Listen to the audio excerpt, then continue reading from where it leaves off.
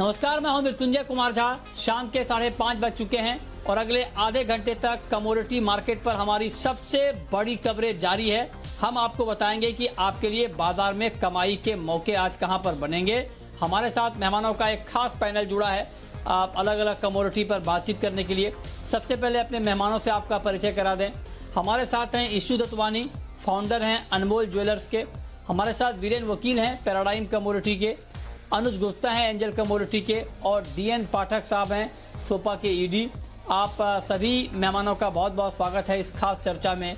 और सबसे पहले हम बात करेंगे गोल्ड और सिल्वर की, जहां पर शुक्रवार की मुनाफा वसूली के बाद आज बाजार में फिर से तेजी लौटती हुई दिख रही है।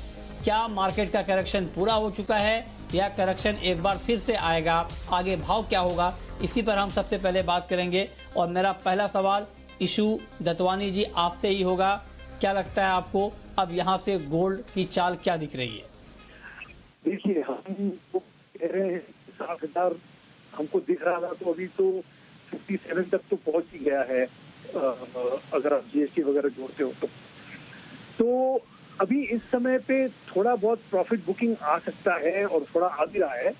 लेकिन अभी तक सारे जो पैरामीटर्स हैं, जो बाजार के जो ज्ञानी लोग हैं, वो सब अभी भी बुलिश हैं।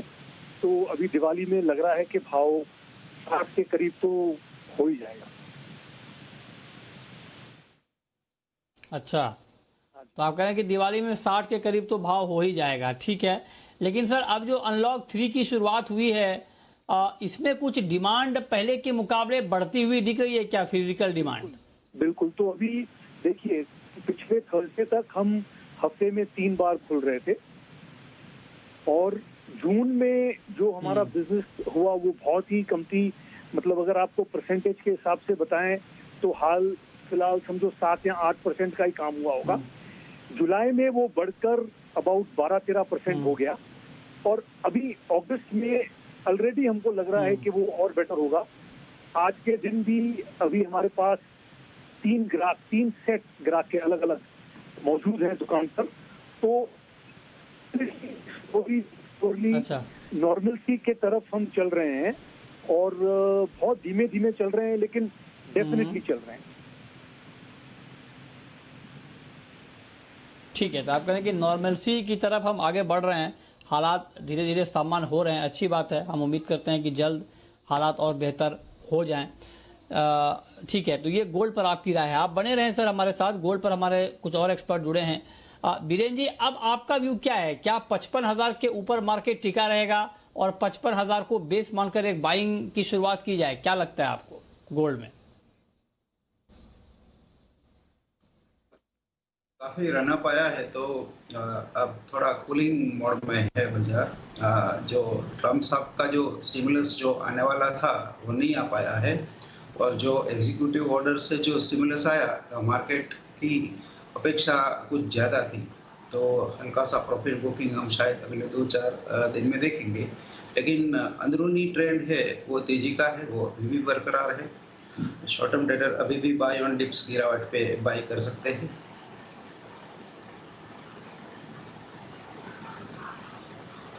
ठीक है, तो ठीक है, ये आपकी राय गोल्ड पर। लेकिन अनुज जी, इंट्राडे ट्रेडर को इस भाव पर गोल्ड में क्या करना चाहिए? ताजा भाव पर इंट्राडे ट्रेडर को गोल्ड में क्या करना चाहिए, बाय या सेल?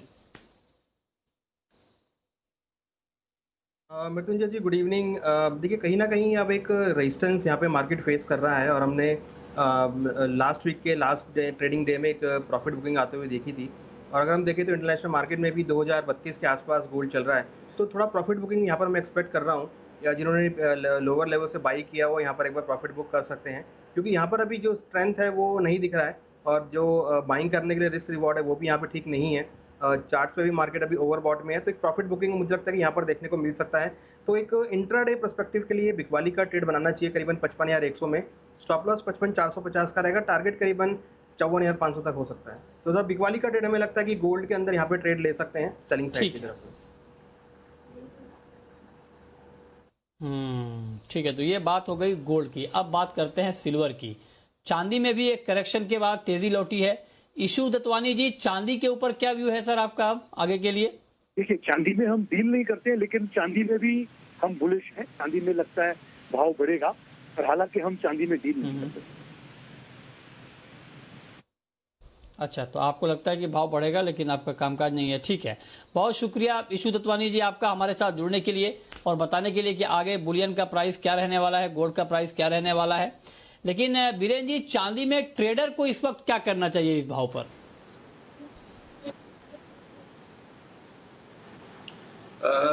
चांदी में बेसिकली एक एनोमली है। हाजिर बाजार से फ्यूचर करीबन 4,000 साढ़े 4,000 ऊपर चल रहा है, जो गोल्ड से विपरीत स्थिति है। गोल्ड में 1,500 रुपया ऑन चलता है, जबकि सिल्वर में 4-5 हज़ार डिस्काउंट चलता है। तो जो आइडियली जो स्मार्ट आर्बिट्रेजर है उनके लिए एक अच्छा मौका है कि फिजिकल लेके आगे वाला दिसंबर कॉन्ट्रैक्ट सेल करे तो करीबन 10-11% का रिटर्न बैठ जाता है। इंट्राडे के लिए मेरे पास कोई कॉल नहीं है, बट आज तो यही कॉल मेरे पास है, स्पॉट बाय करके फ्यूचर्स बेचे, और वो भी दिसंबर। ठीक है, तो कुछ तो है सर, कुछ तो है, यही बहुत बड़ी बात है। किसी के पास तो कुछ भी नहीं होता है, आपके पास कोई तो कॉल है, भले ही इंट्राडे की नहीं हो। अनुज जी के पास इंट्राडे की कॉल है, बताइए अनुज जी क्या किया जाए? देखिए यहाँ पर भी थोड़ा मैं प्रॉफिट बुकिंग की सलाह दूंगा, क्योंकि अगर यहाँ पर हम डॉलर और यूरो की बात करें तो यहाँ पे यूरो में वीकनेस देखने को मिली है और डॉलर में एक स्ट्रेंथ आई है, तो उसकी वजह से जो प्रीशियस मेटल है यहाँ पे कुछ प्रॉफिट बुकिंग रहेगा। तो गोल्ड सिल्वर मुझे लगता है कि इंट्राडे पर्सपेक्टिव से थोड़ा सेलिंग प्रेशर रह सकता है, तो करीबन 75,800 के आसपास थोड़ा बाउंस अगर लेता है भाव तो वहाँ बिकवाली करके चलें। स्टॉप लॉस 70,200 का रहेगा, टारगेट नीचे करीबन 74,000 तक का हम देखने को मिल सकता है। तो प्रॉफिट बुकिंग मुझे लगता है कि बुलियंस में आज के सेशन में या इस हफ्ते में थोड़ा प्रॉफिट बुकिंग का जो सेशन है वो देखने को मिल सकता है। तो अगर किसी का बाय है तो यहाँ प्रॉफिट बुक करें, या फिर इंट्राडे के लिए बिकवाली का ट्रेड बना सकते हैं। ठीक है, तो इंट्राडे में आप करें बिकवाली करके चलें चांदी में, ये राय आपकी है। चलिए, अब गोल्ड और सिल्वर के बाद बात करते हैं एक और महत्वपूर्ण खबर की। खबर ये है कि सोयाबीन को लेकर एक ताज़ा रिपोर्ट आई है सोपा की, और इसमें बहुत सारी बातें कही गई हैं कि सोयाबीन का उत्पादन भी कम होगा, और सोयाबीन का उत्पादन भी करीब कम होने का अनुमान जताया है। 95 लाख टन के आसपास पिछले साल 111 लाख टन का उत्पादन हुआ था। हमारे साथ सोपा के ईडी हैं इस वक्त DN पाठक साहब। पाठक जी, बहुत बहुत स्वागत है आपका। ऐसा क्यों लग रहा है आपको कि उत्पादन कम हो जाएगा? रिपोर्ट पढ़ी नहीं आपने। ये जो उत्पादन है ये तो पिछले साल का है, आप इस साल की बात क्या कर रहे हैं? इस साल का तो उत्पादन मैं अभी दे ही नहीं रहा हूँ बिल्कुल। इस साल का उत्पादन तो बहुत बढ़िया होने वाला है। अच्छा, तो अभी ये जो S&P आप अभी देख की रहे जो हैं, लेटेस्ट रिपोर्ट है आपकी, उसमें क्या कहा है आपने? मैंने लेटेस्ट रिपोर्ट में ये कहा है कि एक्सपोर्ट हमारा इस साल 7 लाख टन से ज्यादा नहीं हो पाएगा।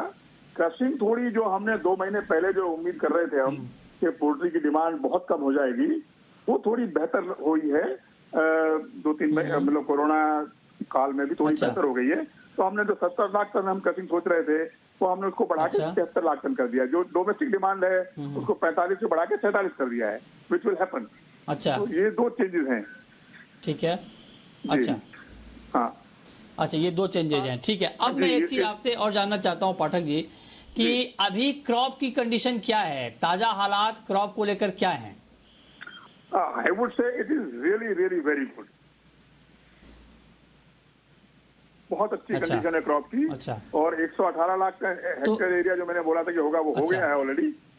तो एरिया भी बड़ा है और क्रॉप की कंडीशन एक्सेलेंट है राइट नाउ एवरीवेयर। महाराष्ट्र में तो बहुत ही अच्छी क्रॉप है, मध्य प्रदेश में भी कहीं कोई समस्या नहीं है, कोई शिकायत नहीं है। तो मैं तो बहुत ऑप्टिमिस्टिक हूँ इस बार क्रॉप को लेके। अच्छा, आप बहुत ऑप्टिमिस्टिक हैं क्रॉप को लेके, अच्छी बात है। एक चीज सर और आप लोगों ने ये डिमांड की है, बहुत महत्वपूर्ण मुद्दा है, मैं उसी पे आना चाह रहा था कि जो इंपोर्ट का कोटा है वो तय किया जाना चाहिए। मतलब ये कि इंपोर्ट पर शिकंजा लगाने की बात आप लोग कर रहे हैं और कह रहे हैं कि इंपोर्ट का कोटा तय होना चाहिए, लेकिन दूसरी तरफ जो आपके एक सहयोगी संगठन है सी, उनका कहना है कि कोटा की जगह इंपोर्ट ड्यूटी बढ़ाई जाए। तो ये अलग अलग, मतलब एक ही सेक्टर में ये अलग अलग राय क्यों है आप लोगों की? मैं बताता हूँ। देखिए, ये बहुत महत्वपूर्ण मुद्दा है। हमने आज फिर एक चिट्ठी लिखी है सरकार को, जिसमें बड़े कोजेंट और बड़े लॉजिकल रीजन दिए हैं कि इंपोर्ट ड्यूटी के साथ साथ कोटा लगाना क्यों जरूरी है। तो उसमें I don't know whether you got it, अभी आपके पास पहुंची कि नहीं वो लेटर मुझे नहीं मालूम है। लेकिन वो हमने जो लिखा पहुंच गई है, उसमें- लेटर पहुंच गई, तभी पूछ रहा हूँ आपसे। Very good. तो वो लंबी चौड़ी लेटर है, उसमें काफी वजह दी गई है। उसमें जो 2-3 मैंने बोला, एक तो ये है कि हमको सर लेटर थोड़ा छोटा लिखा कीजिए, पढ़ने में आसानी होगी। क्या करें, रीजन बहुत सारे देने थे ना। देखिए, एक तो तेल की जो हमारी रिक्वायरमेंट है as per WHO, as per EFSA, as per anybody in the world will say edible oil requirement होती कितनी है आदमी की? 35 से 40 ग्राम होती है मैक्सिमम, बता रहा हूँ मैं आपको। तो हिंदुस्तान की आज की आबादी के हिसाब से 20 मिलियन टन तेल चाहिए हमको। 10 मिलियन टन हमारे यहाँ ऑलरेडी फैट अवेलेबल है, तो इंपोर्ट की रिक्वायरमेंट 10 मिलियन टन से ज्यादा है नहीं। इंपोर्ट हम 15 कर रहे हैं, तो 5 लाख टन इंपोर्ट वैसे ही ज्यादा हो रहा है ऑलरेडी अपनी रिक्वायरमेंट से। नंबर 2, जो सरकार का national mission on edible oil है, वो सरकारी मिशन है जो कि कैबिनेट के पास जाने वाला है, अप्रूव्ड है उसका ड्राफ्ट वगैरह। उसमें टारगेटेड है, उनका एक मिनी मिशन ये है कि इंपोर्ट जो खाद्य तेल की रिक्वायरमेंट है वो 15 kg पर पर्सन करनी है, घटा के 19 किलो से। यानी 3 मिलियन टन 4 मिलियन टन घटाने की रिक्वायरमेंट कम करने की इंपोर्ट, वो सरकार का मिशन बोल रहा है कि इसको करना चाहिए। मैं तो खैर बोल ही रहा हूँ। तो हमने देखा जब भी हमने ड्यूटी बढ़ाई है तो इंक्रीमेंटल इंपोर्ट में फर्क पड़ा है, असल में इंपोर्ट घटा कभी भी नहीं है। तो इंपोर्ट घटाने के, और दूसरा हम ये बोल रहे हैं, अभी सोयाबीन की फसल आ रही है, फसल के टाइम पे क्यों हमको इतना सारा सोयाबीन तेल इंपोर्ट करना? जुलाई में 5 लाख टन सोयाबीन का तेल इंपोर्ट हुआ है, 16 लाख टन टोटल तेल इंपोर्ट हुआ जुलाई में, रिकॉर्ड इंपोर्ट है। तो इस पे रोक लगाना थोड़ा जरूरी है नेशनल इंटरेस्ट में। नहीं, लेकिन उनका मैंने पिछले दिनों बात की थी, सी से मैंने बात की थी, पाठक जी, उनका ये कहना है, सी से हमने बात की थी, और आपके ही काउंटर पार्ट, आप भी ईडी हैं और वो भी ईडी हैं, मेहता जी, उनका ये कहना था कि जो कोटा सिस्टम होता है उसका बहुत दुरुपयोग होता है, बड़ा करप्शन होता है, और पिछली बार जब ये कोटा सिस्टम था तो कुछ लोगों ने जानबूझकर फायदा उठाया इसका और बड़ी मात्रा में कोटा के तहत इंपोर्ट कर लिया, तो उसमें करप्शन बहुत ज्यादा है, उनकी ये दलील थी। इस पर आप क्या कहेंगे? मैं इस पर ये कहूंगा, पहले तो मैं ये मानता नहीं कि दलील ये थोड़ा बहुत, देखिए हिंदुस्तान है, यहाँ पे करप्शन ऑल परवेडिंग है, थोड़ा बहुत होता है, लेकिन जो इसका फायदा है वो ज्यादा है, बड़ा। अगर थोड़ा इनकन्वीनियंस थोड़ा हो सकती है इंपोर्ट करने वालों को, क्योंकि हमारी बहुत बड़ी रिक्वायरमेंट है इंपोर्ट की, तो इंपोर्ट कभी बंद नहीं होने वाला है। इंपोर्ट होगा, थोड़ी इनकन्वीनियंस होगी, उनको थोड़ा बर्दाश्त कर ले। इनकन्वीनियंस ऐसी क्या समस्या है? कोई ऐसी बड़ी प्रॉब्लम नहीं है, इनकन्वीनियंस हो सकती थोड़ी। अच्छा, और देखिए तो आप लोग इस मुद्दे पर मतलब दोनों की राय अलग अलग है, दोनों आमने सामने हैं या अगल बगल हैं? क्योंकि मेहता जी कह रहे थे कि हमारा कोई मतभेद नहीं है, मुद्दा एक ही है, हम दोनों एक ही बात चाहते हैं, और भले ही हम लोगों का तरीका अलग अलग है लेकिन मकसद एक ही है। तो आप भी इससे एग्री करते हैं या आप इससे डिफर करते हैं? मैं इसको ऐसे बोलूंगा कि पहुंचना हम वहीं जाते हैं। हमारा थोड़ा तरीका ये है कि हम कहते हैं कि इसको हमको दो काम करने पड़ेंगे। मेहता जी भी वही बात कहते हैं, हम भी वही बात कहते हैं, लेकिन खासतौर से मतलब आप इंदौर से जाना चाहते हैं, मेहता जी मुंबई से, ऐसा कह रहे हैं आप? शायद ये बोल रहे कि इंदौर से अगर दिल्ली जाना है तो डायरेक्ट फ्लाइट है। मेहता जी शायद ये बोल रहे कि इंदौर से दिल्ली जाना कलकत्ता होकर चले जाते हैं। इतना ही फर्क है, बाकी हमारा मकसद हमारा और मेहता जी का एक है कि किसानों को फायदा मिले। अच्छी तो इसमें फर्क सर, कलकत्ता होते हुए चले जाते हैं, कलकत्ता में कुछ लोगों से मुलाकात हो जाएगी, दोस्तों से, यारों से, उसके बाद वहां से दिल्ली चले जाएंगे, इसमें क्या हर्ज है? अभी तुरंत रिक्वायरमेंट ये थी कि हमको दिल्ली जल्दी पहुंचना है, कलकत्ता होकर नहीं पहुंचना है। जब वो स्थिति ठीक हो जाएगी तो हम कलकत्ता होकर भी जाएंगे, कोई समस्या नहीं। अच्छा, चलिए अब शुरू करते हैं सवाल जवाब। पहला सवाल है राहुल जैन साहब का, MP से हैं हमारे साथ। पूछिए जैन साहब। हाँ अमृत सिंह जी, सबसे पहले तो बधाई हो आपके 75,000 के लिए। आपने बोल दिया था बिल्कुल कॉन्फिडेंट। अरे आपको भी बहुत बहुत बधाई। होगी मतलब अभी तो अब सर ये हो गया कि हमारे मतलब रिमोट सीट पकड़ने के लिए चलता ही नहीं है। पहले संजू जी ने बोल दिया था, संजू जी ने नहीं लेना, और आपने बोला है कि लेना है, चांदी लेना है, चांदी लेना है। हाँ। दोनों में आपने पब्लिक का बहुत फायदा करवाया था। बताइए सर। बिल्कुल सर, बहुत बहुत शुक्रिया आप लोगों का, आप ही लोगों की मोहब्बत है, आप लोगों का भरोसा है जो जी बिजनेस लगातार नंबर 1 बना रहा है सर। नहीं सर, इस क्राइसिस में आप लोगों ने इतनी बढ़िया हेल्प की सबकी कि बचे हैं लोग, बहुत बचे हैं सर। अब सवाल ये है मेरा सर। बिल्कुल सर, हम लोग मतलब आपके दिल की बात करना चाहते हैं, बिल्कुल रिसर्च के आधार पर हम बात करते हैं। जी सर बताएं।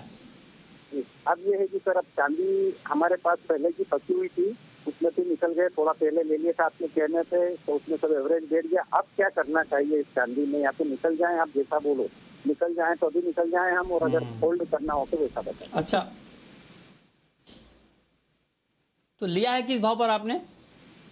हमने सर पहले तो हमारी पहले की फंसी हुई थी 60-65 हजार की, वो 2011 की, और अभी हमने लिया था सर करीब 55,000 52,000 ऐसे लिए थे, एवरेज दिखाए थे। ठीक है, मतलब आप फायदे में हैं कुल मिलाकर, ठीक है, अच्छी बात है।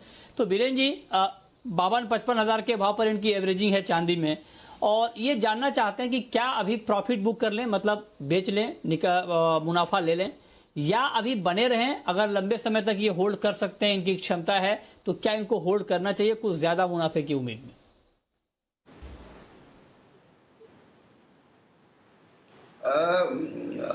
सावन का महीना है तो मैं ऐसा बोलूंगा कि एकादशी का उपवास कोई करता है तो 1 दिन का पुण्य मिलता है, और पूरा चातुर्मास करता है तो 4 महीना का पुण्य मिलता है।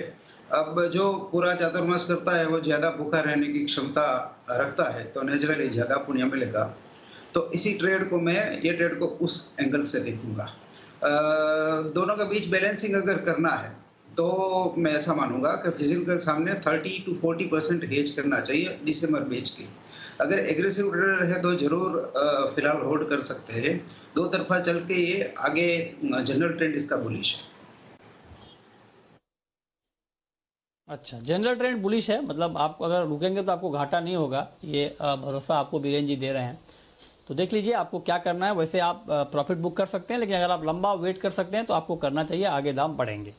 चलिए अगला सवाल है सुल्तान का, पूछिए सुल्तान। हाँ जी, मेरा सवाल बीरेन जी से है। अब ये साल का तो कपास खली को कोरोना लग गया है, बड़ा नहीं है, पर अगले साल का जो न्यू कपास खली है उसमें क्या आउटलुक है बीरेन वकील जी का? फेयर वैल्यू कहाँ देखते हैं कपास खली अगले साल? अच्छा तो आप कह रहे हैं कि इस साल के कपास खली को कोरोना लग गया है? हाँ, बड़ा ही नहीं। कोरोना लगता सर तो आज 4% ऊपर बंद होता क्या, बताइए। 70 रुपए ऊपर 4% का सर्किट लगा है ऊपर में, ऐसा कोरोना तो सबको लगे मार्केट में। ठीक है बीरेन जी, बताइए क्या आउटलुक है सर आपका कॉटन केक पर?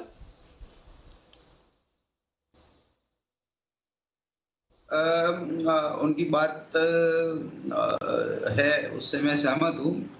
एक बात मुझे भी अजीब सी लग रही है कि कोई मार्केट का सहदेव है जो 2 दिन एडवांस में मुझे बता जाता है कि भाई कल मार्केट बढ़ेगा, कल गिरेगा, ये होगा। ज़्यादातर मैं र्यूमर्स पे या ऐसी बातों पे भरोसा नहीं रखता हूँ। मेरी खुद की स्टोरी पे मुझे हमेशा भरोसा होता है, बट इस बार मुझे अजीब सा लग रहा है कि ये वाकई में सहदेव है तो उसको एडवांस में पता चलता है।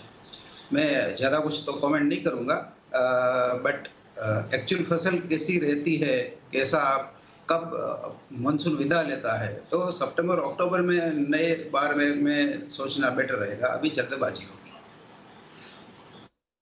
लेकिन बीरेन जी, जब भी आप ये कहते हैं कि अभी कमेंट करना मुश्किल है, तब आपके पास कोई ना कोई बड़ी खबर होती है किसी भी कमोडिटी को लेकर, और कॉटन केक में जो भी होता है इंडस्ट्री में वो उन सबसे आप वाकिफ तो होते हैं, ये तो मुझे भी मालूम है। तो कुछ अगर चल रहा हो अंदर खाने तो एक बार जरा बता दें हमारे दर्शकों को क्या चल रहा है।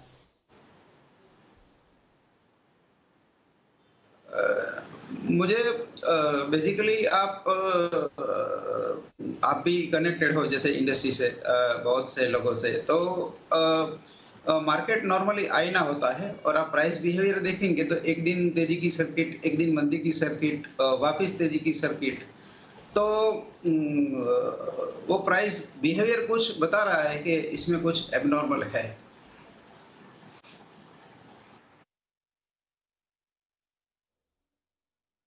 ठीक है, अगला सवाल अरमान का है असम से, पूछिए अरमान जी।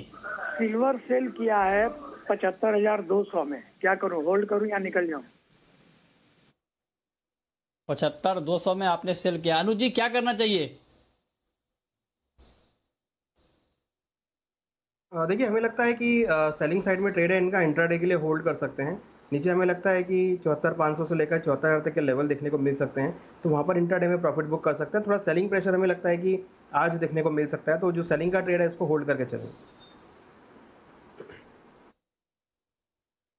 ठीक है, और अब वक्त है रैपिड फायर राउंड का।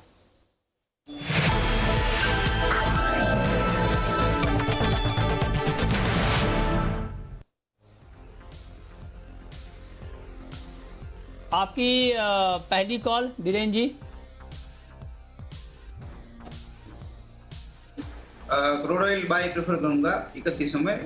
3200 टारगेट रहेगा और स्टॉप लॉस रहेगा 3040।